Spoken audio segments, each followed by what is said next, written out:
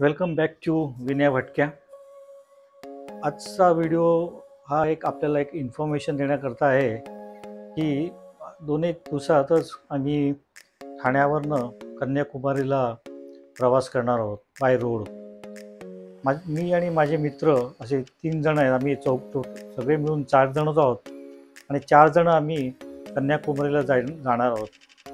आपल्याला माहीत असेलच, मागच्या वर्षी साधारण जुलैच्या महिन्यात आम्ही 4 जण ठाण्यावरनं लेह लडाखला गेलो होतो बाय रोड. साधारण 13 ते साधारण 16 दिवसाची ती टूर होती आणि त्या प्रवासात आम्ही साधारण 6,500 किलोमीटरचा प्रवास केला. जाताना भयंकरच आम्हाला त्रास झाला. सुरतपर्यंत भरपूर पाऊस होता आणि एवढा पाऊस होता की आम्हाला असा विचार परत येत होता की आता आपण इथून परत निघावं आणि परत ठाण्याला जावं.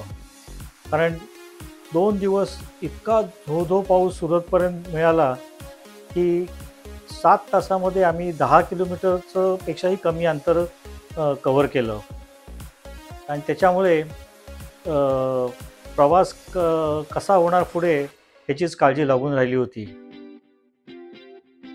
प्रवास साधारण आमचा 16 ते 17 दिवसाचा होता आणि सांगितल्याप्रमाणे खूपच पाऊस लागल्यामुळे आम्हाला जरा टू माइंड झालं होतं की परत यायचं का नाही. पण सुरतनंतर पुढे गेल्यानंतर बडोद्यापासून वेदर एकदमच क्लिअर मिळाली. त्यामुळे आम्ही आमचा प्रवास पुढे चालू केला. आम्ही गुजरातवरनं राजस्थानमधनं दिल्लीवरनं पंजाबवरनं काश्मीर आणि तिथून लेह लडाखला पोचलो. आम्ही वाटेमध्ये बरेच स्टॉप घेतले. त्यातला इम्पॉर्टंट स्टॉप म्हणजे आमचा अमृतसरचा होता. अमृतसरला आम्ही रात्री जाऊन गोल्डन टेम्पल बघितलं. अतिशय सुरेख असं हे गोल्डन टेम्पल आहे, रात्रीचं बघण्यासारखं आहे आणि रात्रीचं तिथे प्रसादसुद्धा घेतला लंगरमध्ये. अतिशय सुरेख असं हे लंगरचं जेवण होतं. त्याच्यानंतर दुसऱ्या दिवशी अमृतसरवरून निघून आम्ही पटनी टॉपला गेलो. पटनी टॉप हे काश्मीरमधलं अतिशय फेमस असं हिल स्टेशन आहे. सुरेख अशी सिनरी तिथून मिळते. पूर्वी जम्मू टू श्रीनगर हा रोड पटनी टॉपवरनं जायचा, पण आता टनेल काढल्यामुळे पटनी टॉप कम्प्लिटली बायपास झाले. त्यामुळे पटनी टॉपला आता टुरिस्ट लोक फार कमी येतात. तर पटनी टॉपवरनं नंतर आम्ही निघालो ते श्रीनगरला 2 दिवस मुक्काम केला. 1 दिवस गुलमर्गला जाऊन आलो, 1 दिवस हाऊस बोटला राहिलो आणि तिथून कारगिलला गेलो. कारगिलसुद्धा अतिशय सुरेख असं गाव आहे. तिथून सुद्धा सिनरी फारच सुंदर दिसते आणि कारगिलवरनं लेहला पोचलो. लेहला सुद्धा आम्ही बरेच फिरलो. पँगॉंग लेक म्हणून होता, तिथे पण जाऊन आलो आणि येताना मनालीवरनं आम्ही चंदीगडवरनं परत ठाण्याला परत आलो. आता आमचं ठाणा टू कन्याकुमारीचा हा प्रवास आहे. तो करण्याच्या मागे उद्देश एकच होता की आम्ही काश्मीरला जाऊन आलो होतो. त्यामुळे काश्मीर टू कन्याकुमारी असा हा प्रवास आमचा रोडचा कंप्लीट होणार आहे. कारण नॉर्थ टू साऊथ भारताच्या एका टोकापासून दुसऱ्या टोकापर्यंतचा हा आमचा प्रवास असेल. तर तुम्ही नक्कीच आमची ही सिरीज बघा. जमल्यास दररोज व्हिडिओ टाकण्याचा प्रयत्न करू, जर वायफाय व्यवस्थित मिळाला तर. नाहीतर मग घरी येऊन परत सगळं एडिटिंग करून ही सिरीज कंप्लीट करू. साधारण एक 10 दिवसाची तरी व्हिडिओज तुम्हाला येतील. ही सिरीज चालू होण्याच्या अगोदर एक थोडासा 5-10 मिनटाचा आमचा मागचा व्हिडिओ म्हणजे लेह लडाखच्या हा आमचा मागचा लेह लडाखचा व्हिडिओ आणि ही आमची टीम आहे. 4 जण होतो आणि ही आमची गाडी, तिला आम्ही धन्नू बोलतो.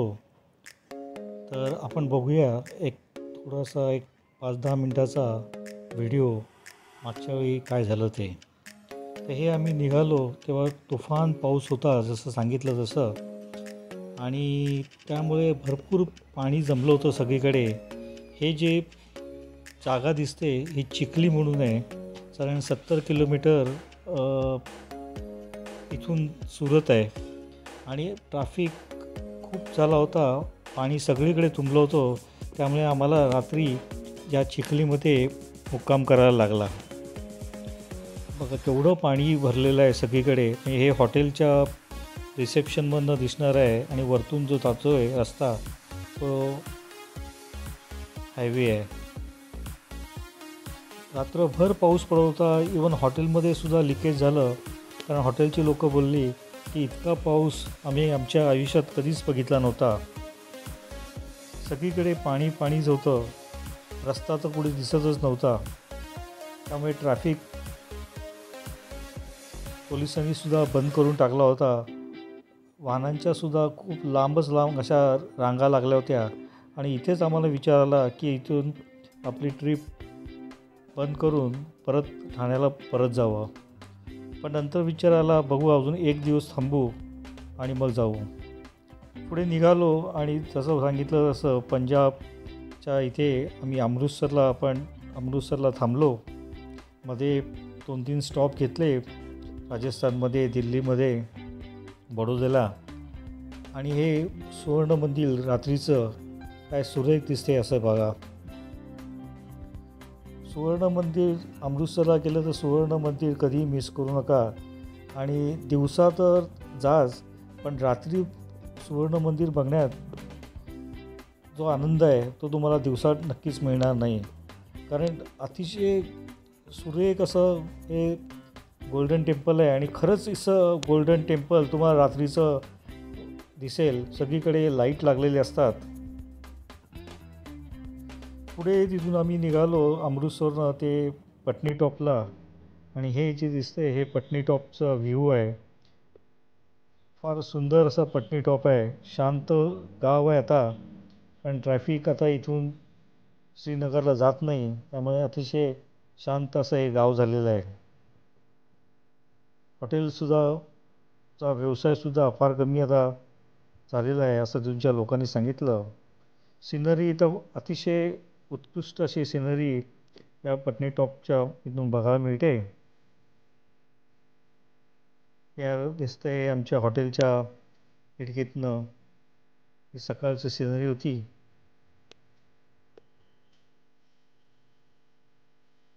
फारच सुरेख असं हे पटनी टॉप आहे, पण आता टुरिस्ट फारच कमी इकडे येतात. बायपास काढल्यामुळे इथूनच्या हॉटेलचं पण बरंचसं नुकसान झालेलं आहे. हे आमचं हॉटेल होतं. फार छान असं हॉटेल होतं. तरीसुद्धा ते बोलले की बरीचशी मंडळी पटनी टॉपला येऊन राहतात.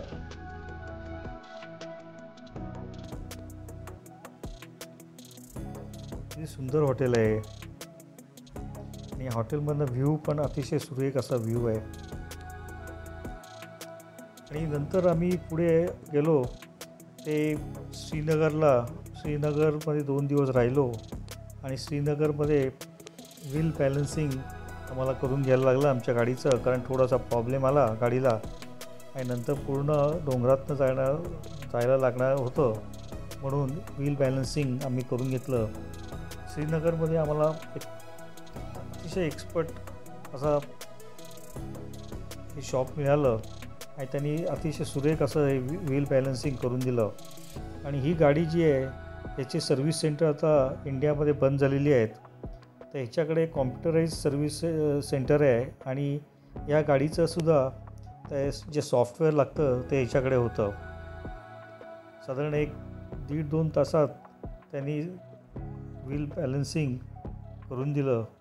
आणि मग दुसऱ्या दिवशी आम्ही गुलमर्गला जाणार होतो. 1 दिवस हाऊसबोटमध्ये राहणार होतो आणि मग पुढे कारगिलला जाणार होतो.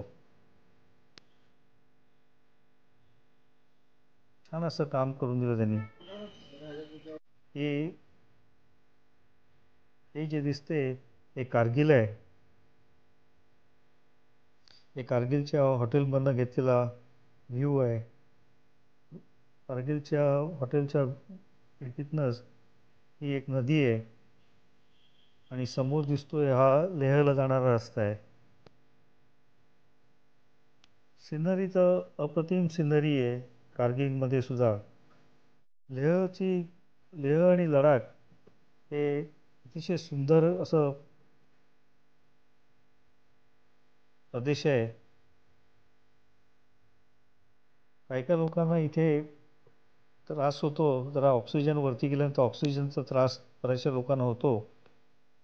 त्यामुळे ॲक्लिमेटायझेशन हे मस्ट आहे. हे बघा किती सुंदर लँडस्केप्स आहेत ऑन द वे. छान असे लँडस्केप आहेत. दर 15-20 मिनिटांनी तुम्हाला नवीन नवीन लँडस्केप दिसतील. रस्तेसुद्धा बऱ्यापैकी चांगले आहेत.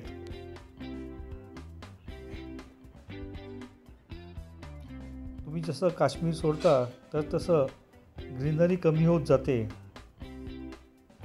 हे जे इथे याक दिसत आहेत हे आम्ही पेंगॉंग लेकला जाताना लागलेलं एक फ्लॅट होतं.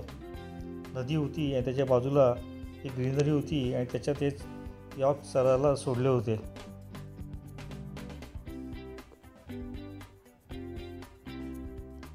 पेंगॉंग लेकसुद्धा फार सुंदर असा व्हिजिटिंग स्पॉट आहे. हा जेव्हा लेहवरनं आम्ही परत येत होतो हा हायेस्ट मोटरेबल पास आहे. अल्टिट्यूड 7582.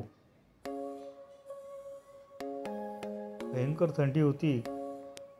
गाडीमध्ये हीटर होता आणि बाहेर आम्ही उतरलो तेव्हा जाणवलं की बाहेरचं टेम्परेचर साधारण 5 ते 6 डिग्री आहे.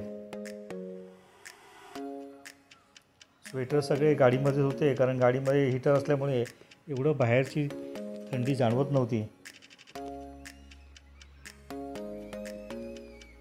सुंदर असा हा रोड आहे. हा मनालीला जातो.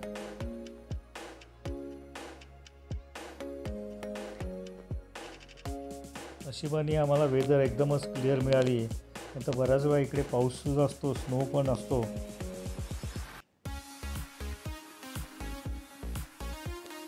असा जुलै एंडच्या सुमारास लेह लडाखचा सीझन. हे जे दिसते हा व्ह्यू हा लेहच्या हॉटेलमधनं दिसणारा व्ह्यू आहे. फार छान असा व्ह्यू आहे लेहच्या हॉटेलमधनं दिसणारा. हे जे दिसते बाजूला आता बरीचशी ग्रीनरी लडाखमध्ये सुद्धा होत आहे. मला वाटतं ही समोर दिसते ही मॉनेस्ट्री आहे.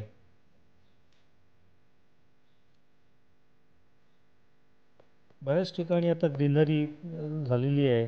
पूर्वी बिलकुल ग्रीनरी नव्हती.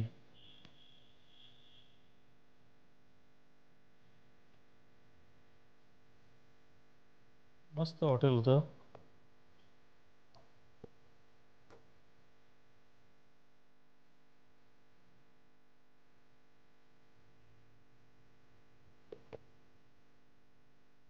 असं टुरिस्ट तर कमीच होते त्यामुळे इथे पार्किंग स्लॉटला पण तुम्ही बघाल तर गाड्या फार कमी होत्या. ही आमची खाली गाडी उभी आहे काळी ब्लॅक कलरची.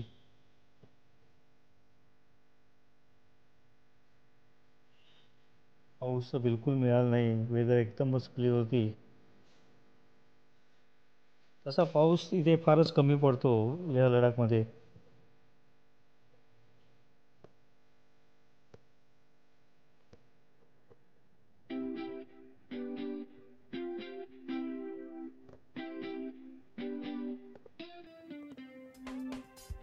नंतर पुढे आल्यानंतर आम्ही स्टॉप घेतला तो जिस्पा म्हणून हे गाव आहे हिमाचल प्रदेशमधलं.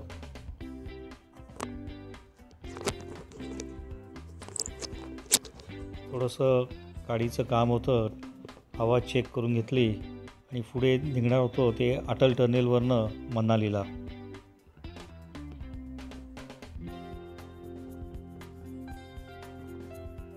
काय सुंदर व्ह्यू आहेत बघा.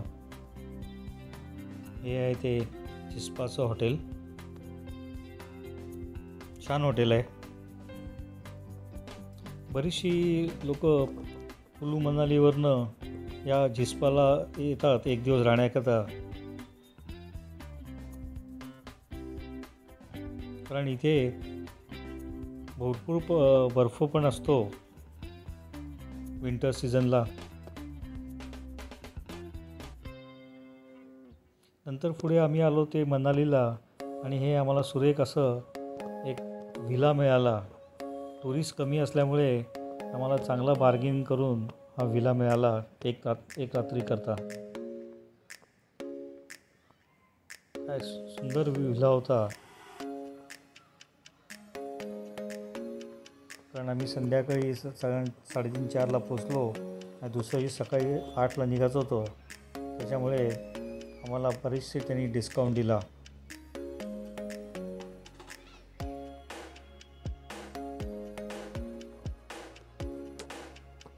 तर तुम्ही सीझनमध्ये इथे आला, याची कॉस्ट खूपच हाय आहे. याचं रेस्टॉरंटसुद्धा कॉन्टिनेंटल फूड करता फेमस आहे. मनालीचं टेम्परेचरसुद्धा मस्त होतं, 15-16 डिग्री होतं. त्यामुळे व्हेरी प्लेझंट असं ॲटमॉस्फिअर होतं मनालीला. मनाली एक सुंदरच हिल स्टेशन आहे.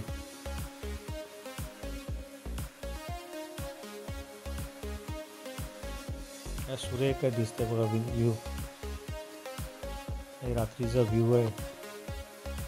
असं करत आमचा प्रवास पुढे चंदीगडवरनं पुढे येऊन संपला ठाण्याला. कसा आवडलं का तुम्हाला हा व्हिडिओ, नक्कीच सांगा. तुम्हाला हा लेह लडाखचा व्हिडिओ आवडला असेल तर लाईक, शेअर आणि सबस्क्राईब करा. थोड्याच दिवसात तुम्हाला आमची ठाणा टू कन्याकुमारीची सिरीजसुद्धा बघायला मिळेल. आमचा प्लॅन असा आहे, इथून कोल्हापूरला जायचं, कोल्हापूरवरनं गोकर्णवरनं मंगलोरवरनं कोचीवरनं कोलमवरनं कन्याकुमारी, आणि येताना वाया बेंगलोर परत कोल्हापूरवरनं ठाण्याला यायचं. असा हा साधारण 10 ते 12 दिवसाचा प्रवास असेल. तर ती सिरीज नक्कीच बघा, आणि आवडल्यास लाईक, शेअर आणि कमेंट्ससुद्धा नक्की पाठवा. तर आता जस्ट वेट करा की आमच्या पुढच्या सिरीज करता ठाणा टू कन्याकुमारी. न विसरता नक्कीच बघा. थँक्यू. Bye bye.